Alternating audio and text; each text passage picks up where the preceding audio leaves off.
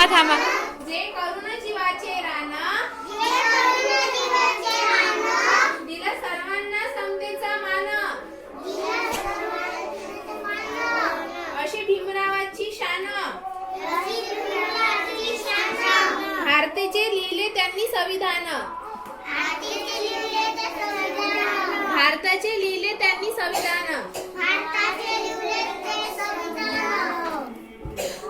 आज 6 डिसेंबर हा दिवस आपण डॉक्टर बाबासाहेब आंबेडकर यांच्या महापरिनिर्वाण दिन म्हणून साजरा करत आहोत.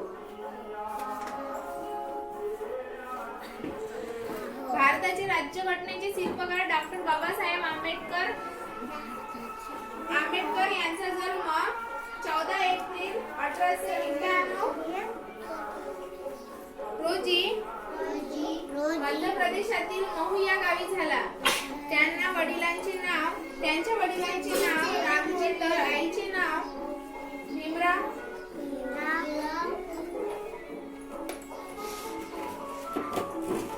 असं त्यांचं छोटंसं कुटुंब होतं. डॉक्टर बाबासाहेब आंबेडकर हे आधीपासूनच खूप हुशार होते.